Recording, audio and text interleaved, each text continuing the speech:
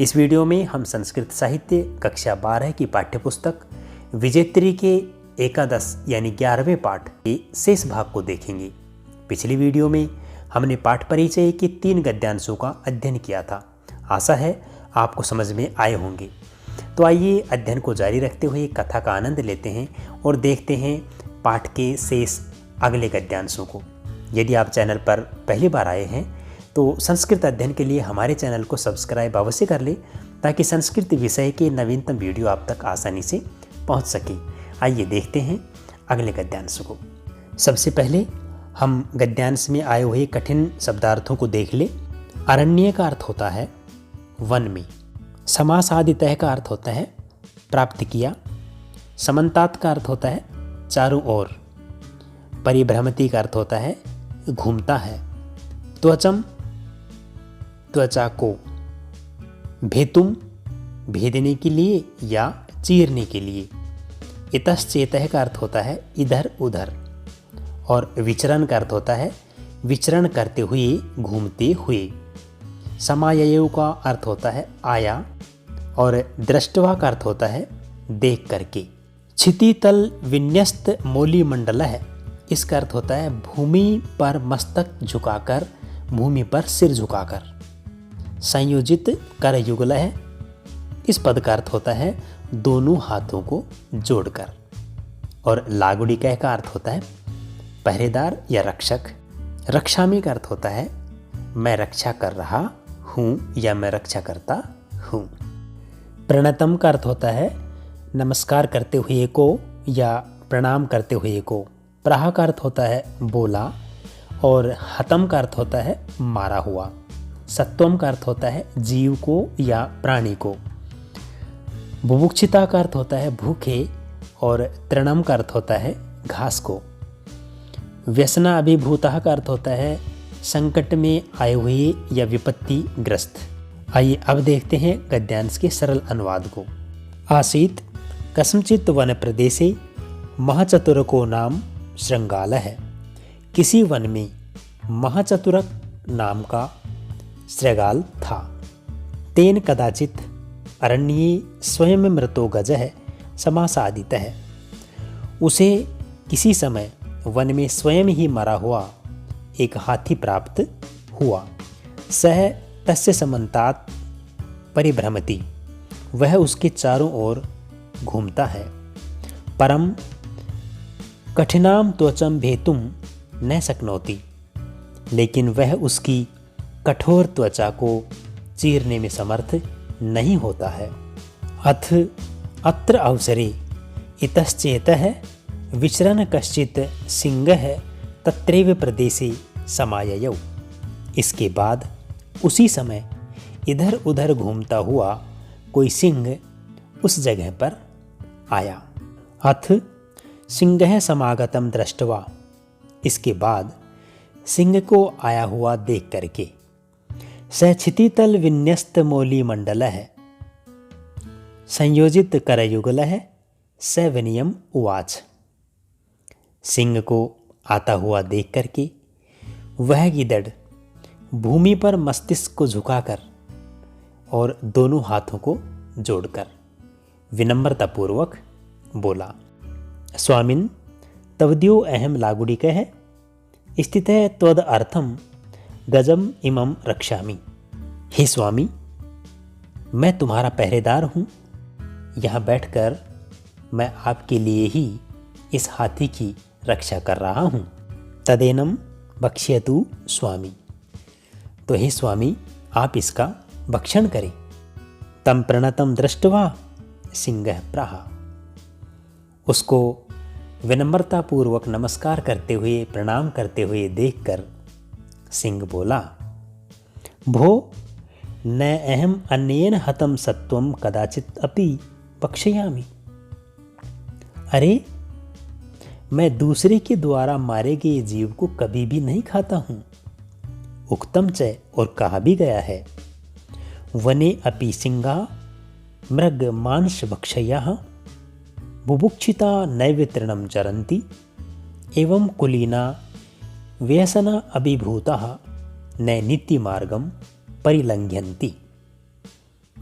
इसका अन्वय ऐसे होगा, वने मृग मांस भक्षयः सिंहः बुभुक्षिता अपि तृणं न विचरन्ति एवं व्यसना अभिभूताः अपि कुलीनः नीतिमार्गं न परिलंघयन्ति।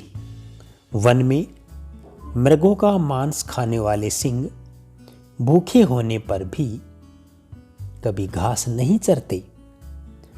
इसी प्रकार कुलीन व्यक्ति विपत्तिग्रस्त होने पर भी नीति के मार्ग का उल्लंघन नहीं करते, नीति के मार्ग को नहीं छोड़ते। इस गद्यांश में हमने देखा कि किसी वन में एक महाचतुरक नाम का श्रृंगाल रहता था। उस श्रृंगाल को कभी स्वयं ही मरा हुआ कोई हाथी प्राप्त होता है। वह उस हाथी के चारों तरफ घूमता है, लेकिन उसकी त्वचा बहुत कठोर थी और वह उस कठोर त्वचा को चीरने में समर्थ नहीं होता है। तभी उसी समय एक सिंह वहाँ पर आ जाता है। सिंह को देख करके वह पृथ्वी तक झुक करके अपने मस्तिष्क को पृथ्वी पर झुका करके दोनों हाथों को जोड़ करके उसका सम्मान करता है और कहता है कि स्वामी, मैं तो आपका ही पहरेदार हूँ और आपके लिए ही इस हाथी की रक्षा कर रहा हूँ, आप इस हाथी का भक्षण करें। उसकी विनम्रतापूर्वक बातों को सुन करके सिंह ने कहा कि भाई, मैं तो दूसरों के द्वारा मारे हुए प्राणियों को कभी खाता ही नहीं हूँ, क्योंकि कहा गया है कि भूखा होने पर भी सिंह मांस ही खाता है, कभी घास नहीं खाता। उसी प्रकार से कुलीन व्यक्ति भी कितनी भी विपत्तियां आ जाएं, लेकिन अपनी नीति और न्याय के मार्ग को नहीं छोड़ते। इस प्रकार से सिंह ने कहा। आइए अब देख लेते हैं गद्यांश से संबंधित व्याकरण कार्य। पहला पद है सिंहस्तत्रैव्य। इस पद का संधि विच्छेद होगा। सिंह है धन तत्र धन एव। सिंह है धन तत्र में यहाँ विसर्ग का स हुआ है, अतः सत्व विसर्ग संधि, और तत्र धन एव में ए और ए मिलकर के ऐ आदेश वृद्धि संधि वृद्धि रेचि सूत्र से। दूसरा पद दृष्टवा है, जिसमें दृश्य धातु और कत्वा प्रत्यय है। तीसरा पद है नैव्य। न धन एव, ए और ए मिलकर के ऐ आदेश वृद्धि संधि, और इसका सूत्र होगा वृद्धि रेचि। इस प्रकार से यह इस गद्यांश का व्याकरण कार्य रहा। आइए देखें अगला गद्यांश। इस गद्यांश के कठिन शब्दों को देख ले। प्रसादीकृत का अर्थ होता है इनाम के रूप में या पुरस्कार के रूप में दिया है। भृत्येषु का अर्थ होता है सेवकों पर, नौकरों पर।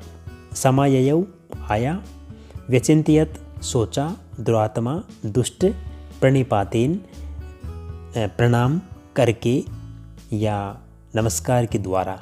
अपवाहित का अर्थ होता है दूर कर दिया गया, और वशकार का अर्थ होता है वश में करने वाला।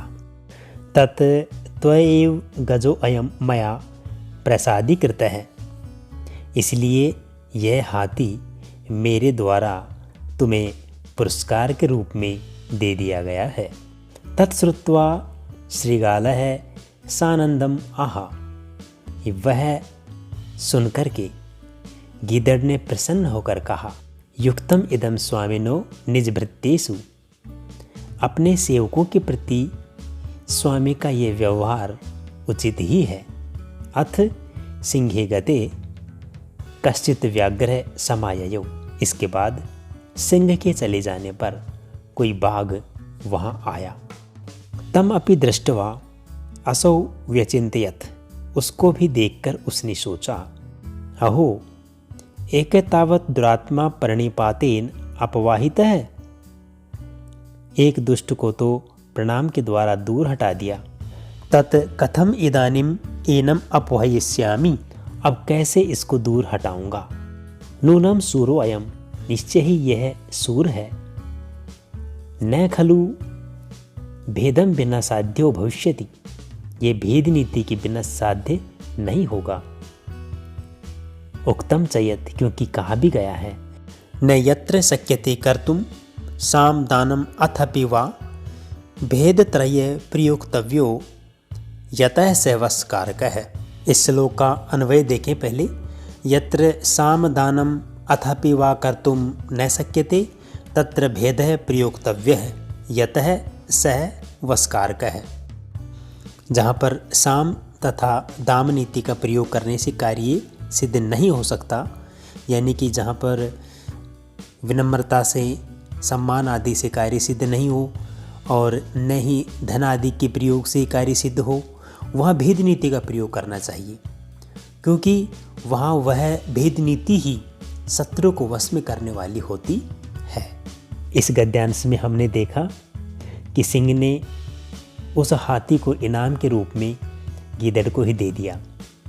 गीदड़ बड़ा प्रसन्न होता है और शेर वहाँ से चला जाता है, किंतु शेर के चले जाने के बाद वहाँ कोई बाघ आ जाता है और बाघ को देख करके गीदड़ सोचता है कि मैं इसको कैसे दूर भगाऊं, क्योंकि यह सम्मान से वश में नहीं आ सकता, इसलिए मैं इसको भेद नीति के माध्यम से दूर करता हूँ। कहा भी गया है कि जो कार्य साम से और दाम से नहीं हो सकता, उस कार्य को भेद नीति के माध्यम से पूरा करना चाहिए। अब हम देखते हैं कुछ बोध प्रश्नों को। श्रृंगालस्य किम नाम आसीत, गीदड़ का क्या नाम था? उत्तर होगा महाचतुरकः। दूसरा प्रश्न, श्रृंगालेन वने कै समासादितः, गीदड़ के द्वारा वन में क्या प्राप्त किया गया? उत्तर होगा मृतगजः, गीदड़ ने स्वयं मरे हुए हाथी को प्राप्त किया। लागुडिकः पदस्य किमर्थम, लागुडिकः पद का क्या अर्थ होता है? इसका अर्थ होता है पहरेदार।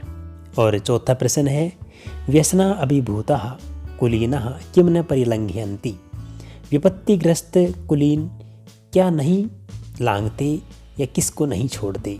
इसका उत्तर होगा नीति मार्गम। विपत्तिग्रस्त होने पर भी कुलीन व्यक्ति कभी भी नीति के मार्ग को नहीं छोड़ते। पांचवा प्रश्न है, सिंहे गते कह समाययो, सिंह के चले जाने पर कौन आया? इसका उत्तर होगा व्याघ्र है। और छठा प्रश्न है, सूरः कह आसीत, सूर कौन था? और इसका उत्तर होगा व्याघ्र, बाघ सूर था। और सातवां प्रश्न है, भेदः कुत्र प्रयोक्तव्य है, भेद नीति का प्रयोग कहाँ किया जाना चाहिए? तो इसका उत्तर होगा यत्र सामेन दानेन वा कार्यम कर्तुम न शक्यते तत्र भेद प्रयोक्तव्य, जहाँ साम और दाम से कार्य नहीं होता वहाँ पर भेद नीति का प्रयोग किया जाना चाहिए। इस वीडियो में इतना ही। अगले वीडियो में हम शेष गद्यांशों को लेकर फिर उपस्थित होंगे। तब तक आप पढ़ते रहिए, जुड़े रहिए। वीडियो यदि पसंद आया है तो लाइक कीजिए, शेयर कीजिए और अपने मित्रों को भी बताइए, ताकि सभी को इसका लाभ मिल सके और हमारा प्रयास सार्थक हो सके।